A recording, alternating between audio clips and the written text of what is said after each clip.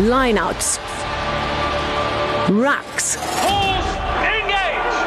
What an amazing try! tries, and tackles, dissected by South Africa's top rugby minds. That is world class! This is To The Last Drop, your weekly in-depth rugby podcast with Liam Delcom and Brendan Nell.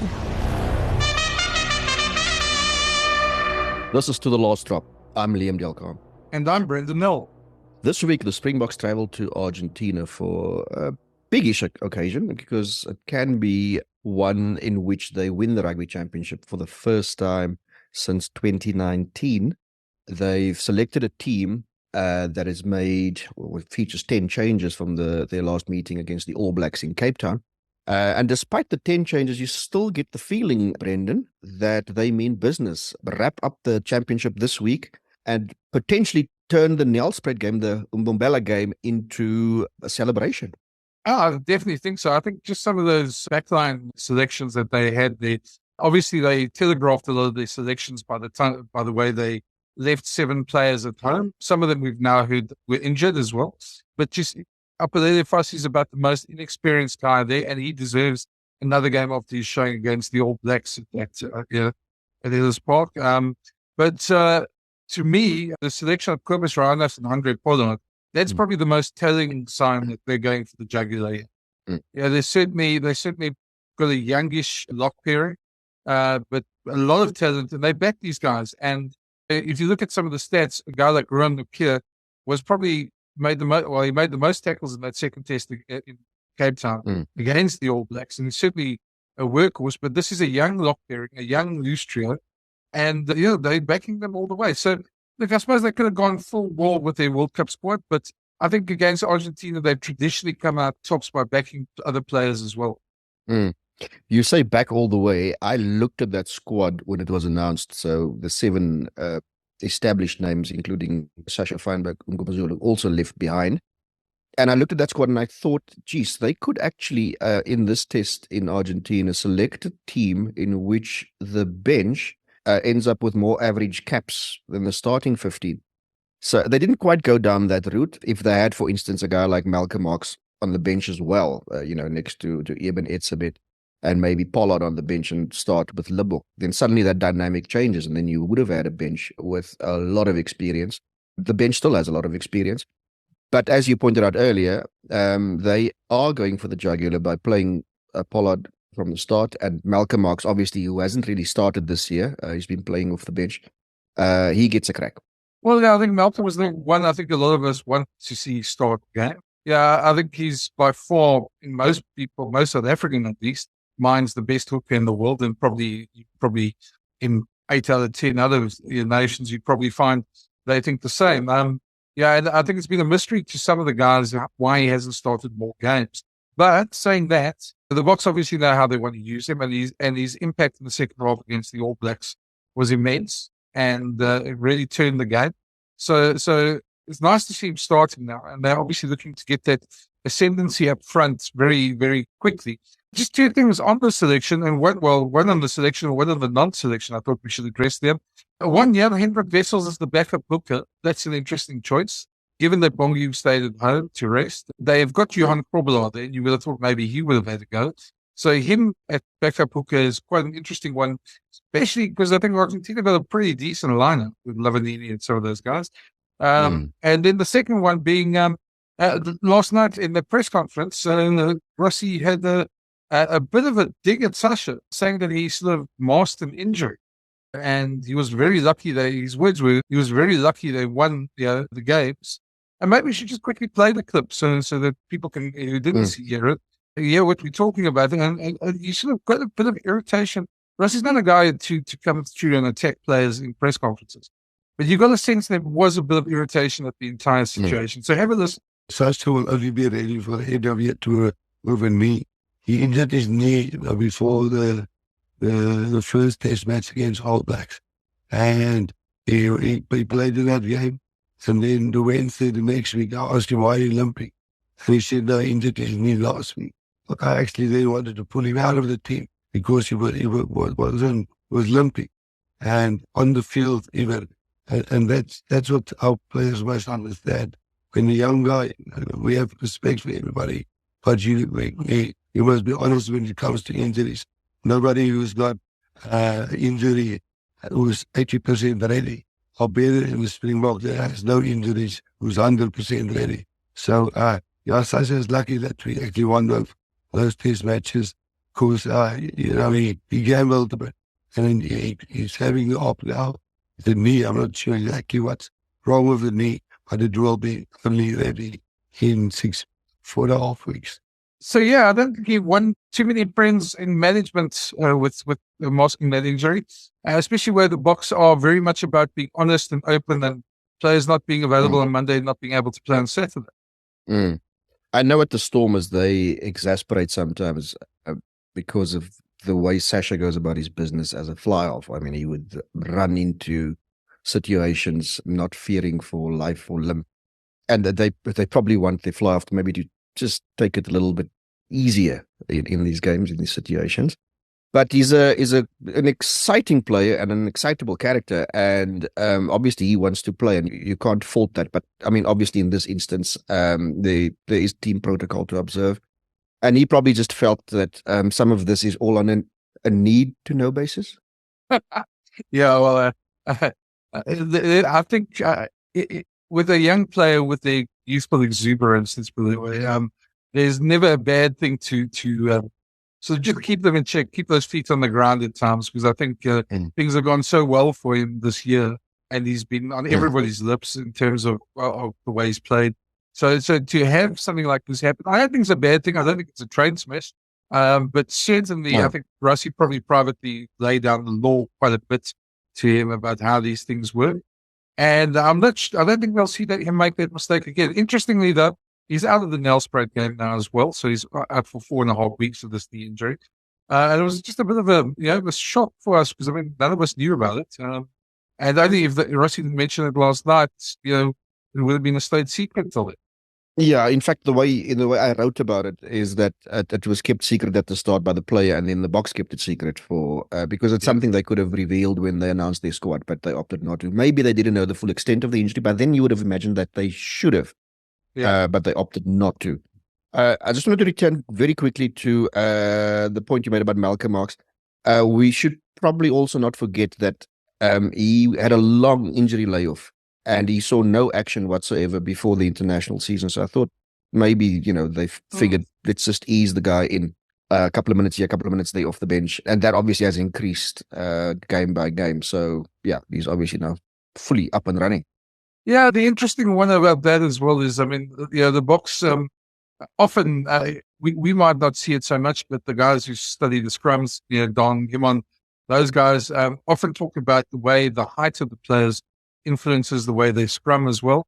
And sometimes you just feel maybe it's just a simple thing that, so Malcolm is a better fit with that front row, and Bongi's better fit with Frans Malherbe next to him.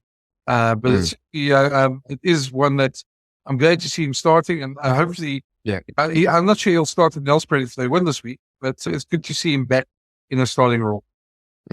Yeah, we expect the Nelspruit team also to differ quite a bit from the one that starts this week.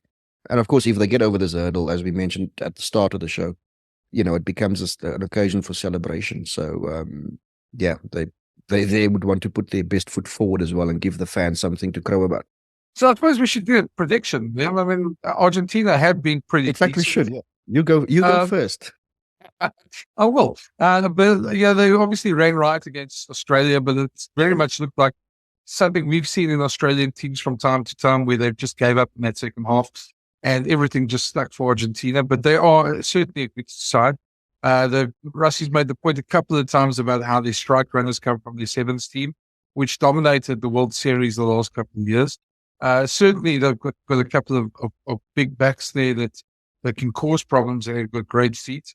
But I think the Boks still should be able to control it up front, and got just enough, just as much flair out wide to do it. So I would say it's going to be a tough game. I don't think it's going to be a pretty game.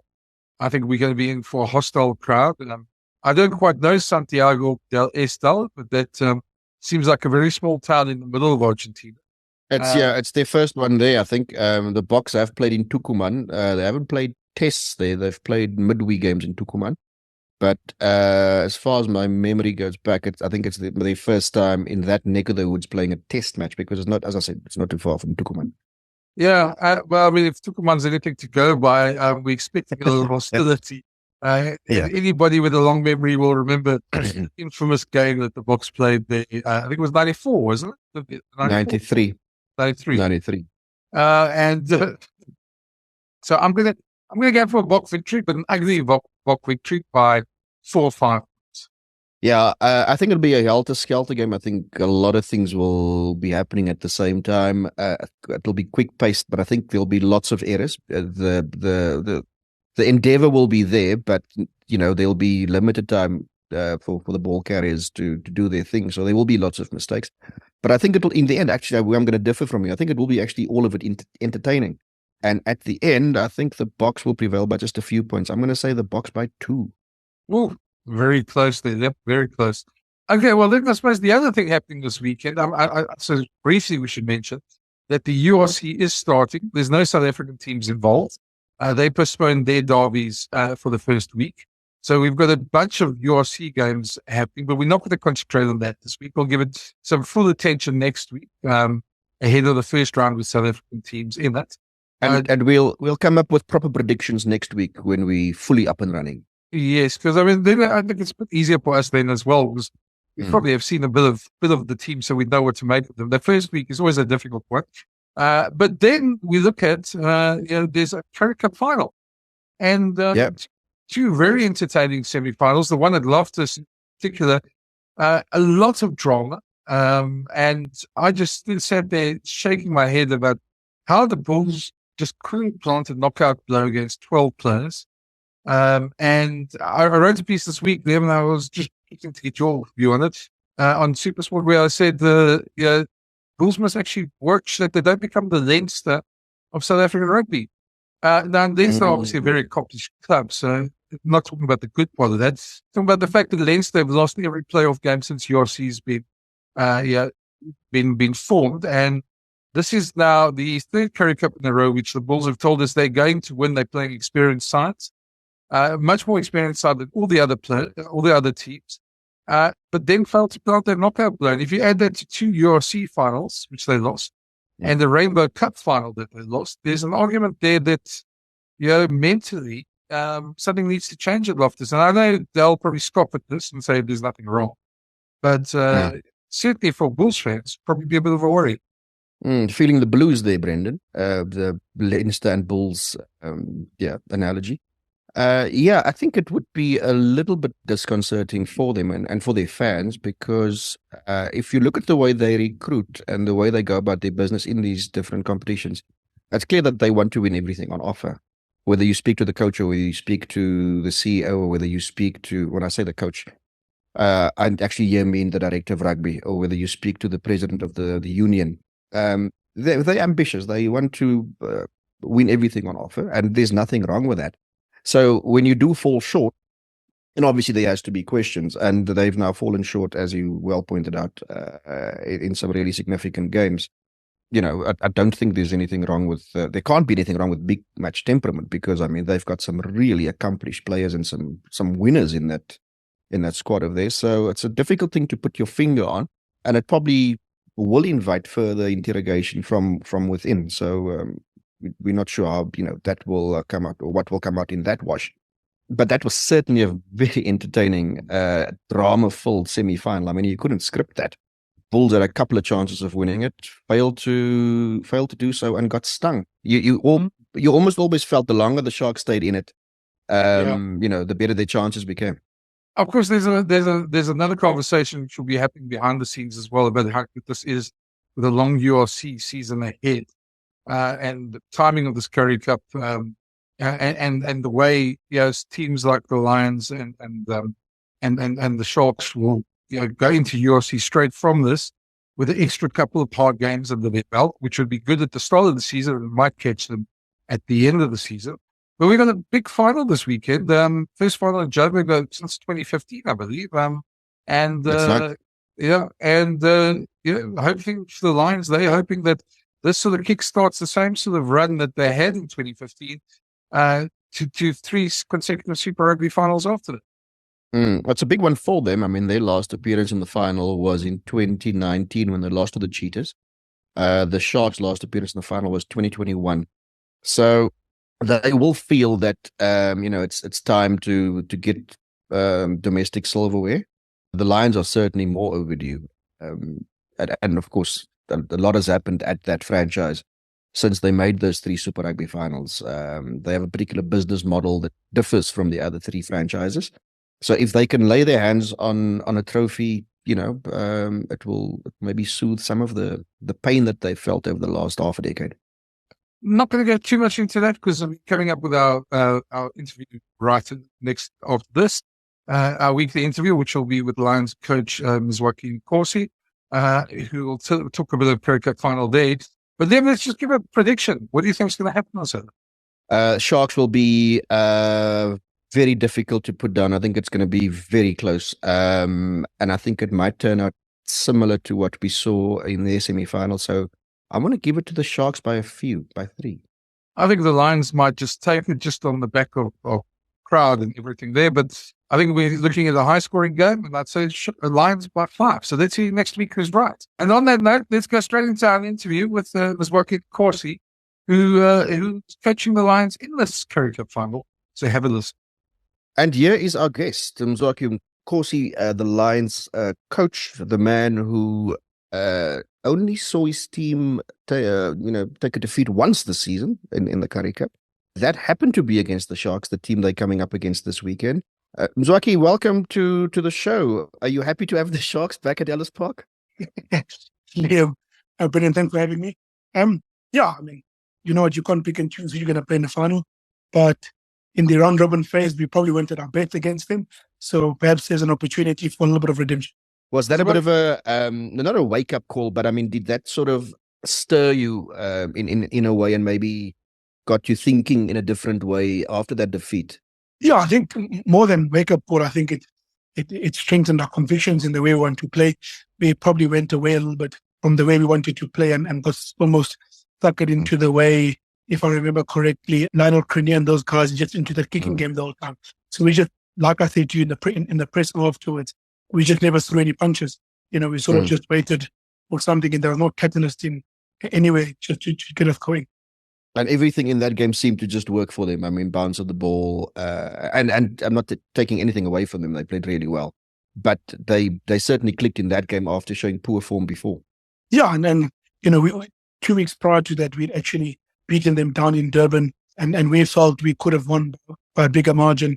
And I think maybe, the sometimes the challenge of having a youthful squad is, maybe perhaps there was an element of us taking them for granted a little bit, or not perhaps being as sharp and as on it as we should have been. And that alongside the bounce of the ball, to be fair to them, they created that bounce of the ball. But Lionel was probably the best I've ever seen Lionel Currie play in his life. And yeah, it's a pity he saved that performance for Ellis Park against us. Mziwakhe, last time I sat down with you at Ellis Park a couple of years ago, it was a very, very different situation. I think there was a feeling you were almost being fed to the wolves then with the team, a young team, and playing in the Currie Cup, which I think lost 9 straight at that stage. And I saw your comments this week in saying that it takes not all coaches will come back from that. Just tell us maybe a bit about that journey, because it was very easy for people to write you off after that. Yeah, Brendan, probably I wouldn't have been surprised if one or two people had written me off. But having said that, the way we went probably as a franchise aligned in terms of how we were going to do the URC as well as the Currie Cup. So that, that alongside a whole host of other things, I had an incredibly difficult season 3 years ago. And I tried to pick myself up from that.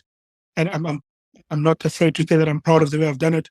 To go to 3 junior finals consecutively, and I thought last year's Currie Cup was decent considering the changes that had to be made. And we were still working out how to play URC one week and play Currie Cup on the Wednesday, and having then taken those lessons into this year.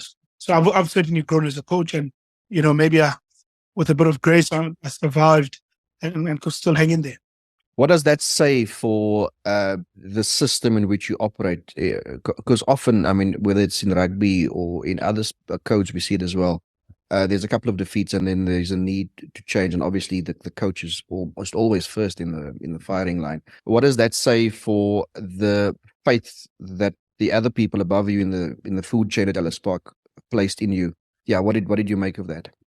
Yeah, I think the answer to that question is twofold. Yeah, I think they certainly helped. Without blowing my own horn, there was a body of work that I produced up until that point.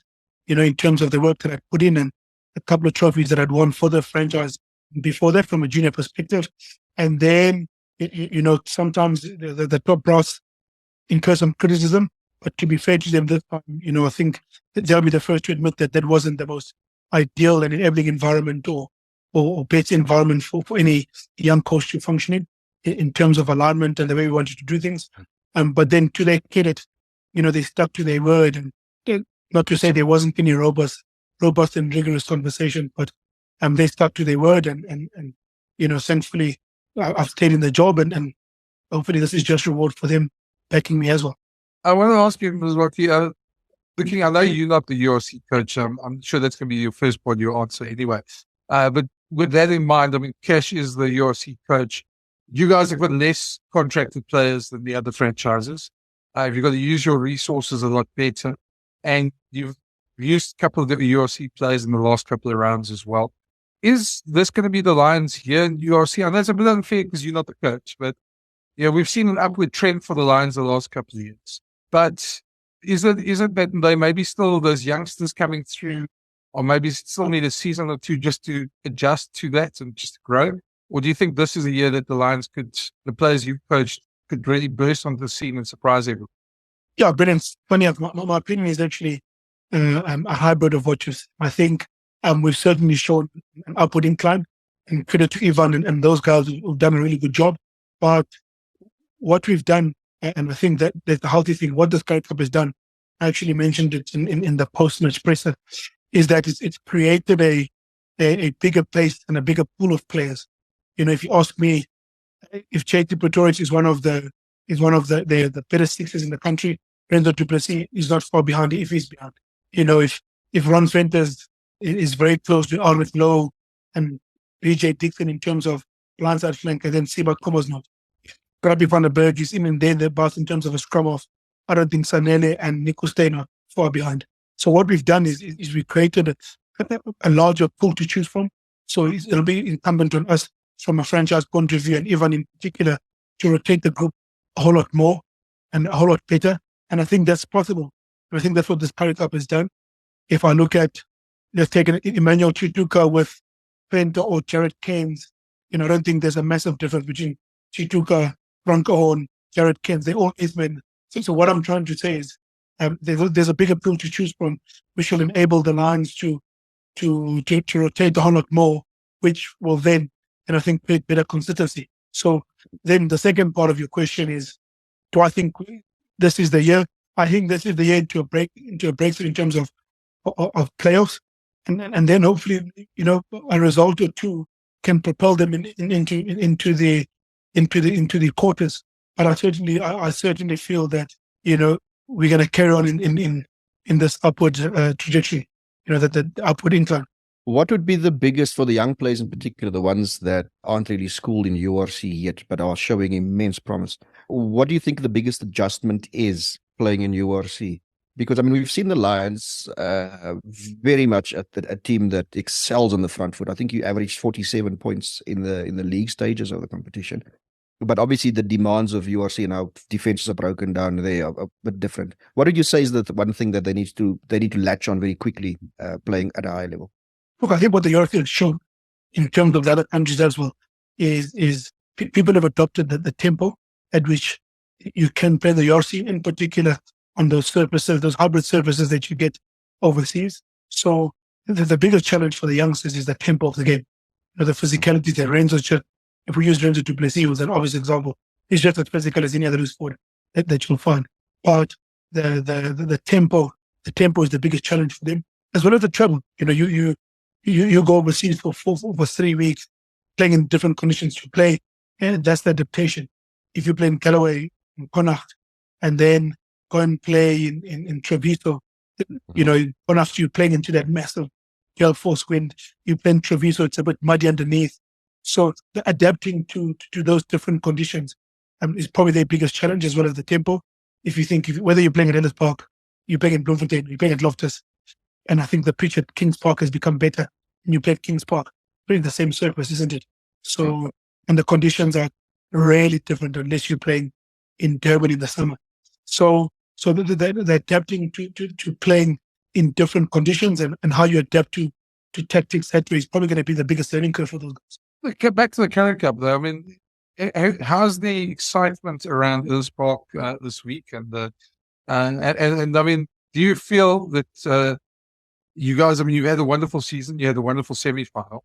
Do you feel that the Sharks may load their team with some big guns ahead of this final, or are you confident that no matter who they pick, even if it's how many Springboks that they have, and the ex-players like Emmanuel and those guys, you guys will be fine to handle whatever they bring? Yeah, Brendan, look, you've got to play who you play, who's in front of you. So, one, to worry too much about who's going to be in front of you. They're going to be in front of you in any event. Secondly, if you John Plumtree and he's court with coaches, you've got to make two choices, right? It's either you're going to go with a bit of continuity and play those folks who got them to a semi-final, or you're going to try and find, as he said in the presser, he's got to try and build up combinations of his UFC players who spent a large part during preseason. So, there's pros and cons to that. Obviously the biggest thing that we see is their lack of cohesiveness. And that might just play in our favor. But the other thing is, I mean, I've coached Jordan since 2019. I've coached Emmanuel since 2016. I've got Burns when he was at the Young Guns at UJ at the time. So yeah, Burns when he was at the Young Guns at UJ at the time. So, we've got a pretty good idea of what their strengths are, which can only work in our favor. So yeah, I don't think we can worry too much about it. They're a good team with a good roster, but then again, it's Athanati versus Henry Jacobs. It's Henry Jacobs versus Morgan O'Dear. It's either way. Yeah. Is there a difference between coaching against JP Peterson and Plumtree, or I mean, I think that's what do you expect them to change in the game plan?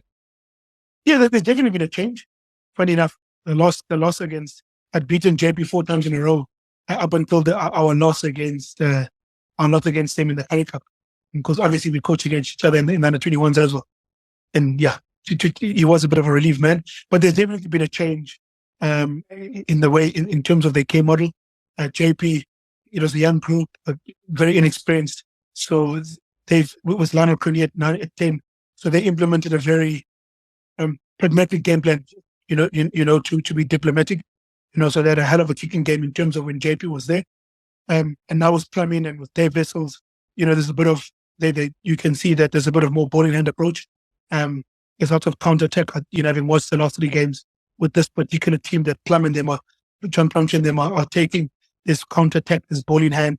So yeah, we'll be ready for both. But yeah, there's definitely been a change of way and a change of tactic in terms of the way they play with John Plumtree and the UFC coaches having taken over. The Sharks have shown, and this is for quite a while already, they are undaunted when they come to Gauteng, whether they play the Lions or whether they play the Bulls. They usually play well here.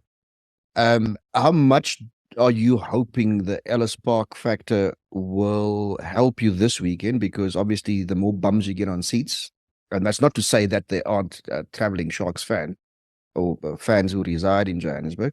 But how much do you think Ellis Park can be an ally to you this weekend? I know that something like 20,000 seats were sold by Monday already.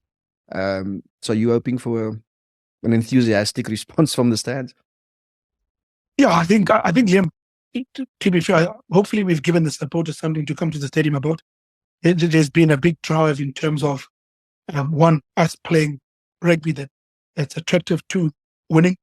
Then there's been a big drive administratively in terms of getting bums on seats and getting people here. So, we can only encourage people to come to the stadium. And you at Ellis Park in a semi-final, 14-0 down. Once we got a couple of scores, the crowd gets behind you. without a shadow of a doubt, of course, that's a helping hand. But you've got to do things to get the crowd behind you. You've got to do things to make altitude count. So if we play well, if we get scores on the board, then we use those external factors. Those external factors will count. And they only count if you make them. So if you don't score any points, if you don't raise the tempo of the game, then the altitude won't be a factor, or neither the crowd won't be a factor. So it's incumbent on us to use those things, or to put ourselves in position where we can use those things to make it count against the Shield. You addressed this after the semi-final. We spoke about your game model and how that wouldn't shift for a knockout game or for a final. But you also said a moment ago, you spoke about the need to entertain. People come out to watch the Lions, and you want to give them something to shout and row about. For a final, are you still sticking to your guns? Are you staying true to your DNA, the things that have got you to the final? Yeah, it's only the big question from a rugby perspective, but we can't move too far away from what's made us successful and got us here. Obviously, ironically, we've kicked the ball more than the Sharks. I saw the stats, and we've got 16 more kicks than what the Sharks. Are you ashamed by that? I'm not in the slightest. But it's important for us to if we are to exert if we are to impose ourselves on the Sharks, we'll have to play in the manner in which that suits our strengths. That's not to say, and I know people construe that as to say we're going to be reckless, but that's not to say that we're not going to be pragmatic. In fact, we've been pragmatic all season long. But when we have been in positions to play, we've made sure that we play properly. I think the last one from me was I'm going to leave you with a bit of a curveball.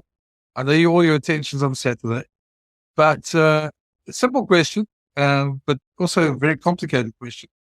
What's next for you? Because I'm sure you don't want to stay a junior coach or Currie Cup coach for the rest of your life. And at the moment, it looks like obviously everyone's going to be there for quite a while, still the Lions. So your future, what are you looking at? Is there anything you can tell us, or is it just literally wait and see? Yeah, but then obviously,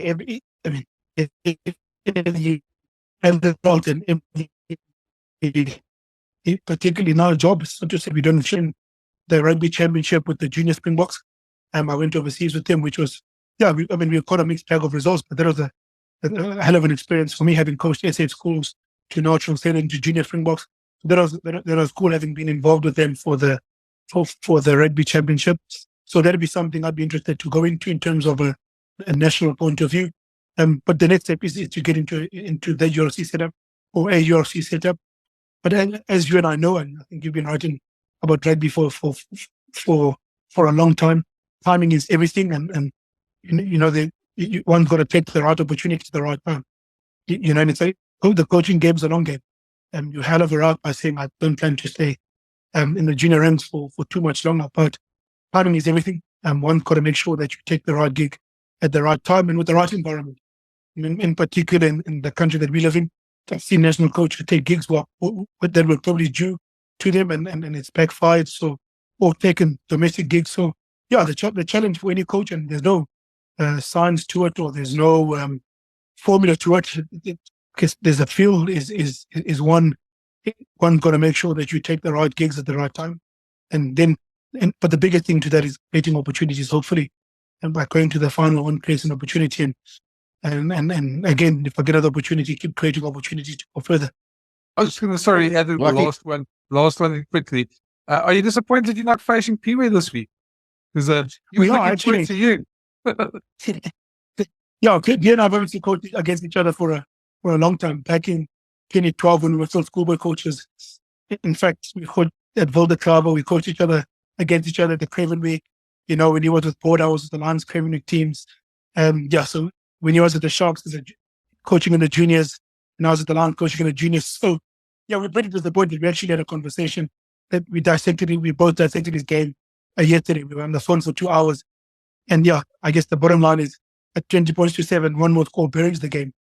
And we struggled to fathom how they connived against themselves to lose the game. But having said that, the Sharks showed an incredible amount of character. Wowzers. And they just never went away. So that's also something for us to have a look at. The Sharks aren't going to go away. And maybe that's something that And that's for them going into the Yorsi season. Yeah, we spoke for a long time yesterday, and he's pretty disappointed. Yeah, it would have been cool. It would have been really cool. Mziwakhe, it's always fun to chat to you, whether it's with you facing a microphone or whether it's on the deck at Pirates. Either way, it's always good. Thanks for making time for us, and good luck on Saturday. We're certainly looking forward to this one. Thank you. Thank you for having me, and hopefully I'm still tracing it under positive circumstances. Good luck for Saturday. Cheers, guys. Thank you. Thank you. Good man there, Mziwakhe. Was happy to share generously with us. And yeah, he certainly has a lot to think about before Saturday's final.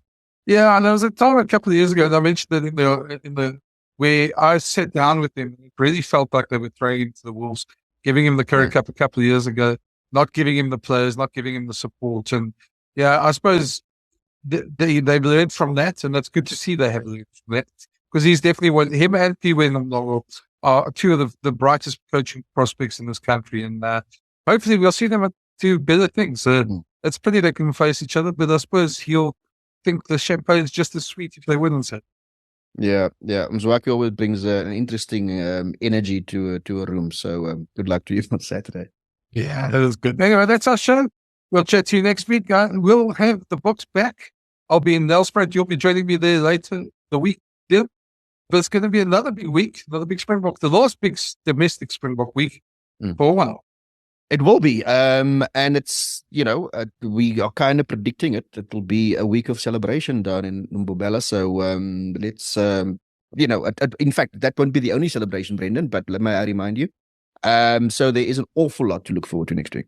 There is, and maybe it's worth it doing our next pod with a bit of champagne. Why not? We will see. Hopefully the results give us that chance. Thanks for listening. For the latest insights and rugby analysis each week, plus new episode alerts, please follow or subscribe to the series. Or find all episodes at jacarandafm.com or the Jackpot app.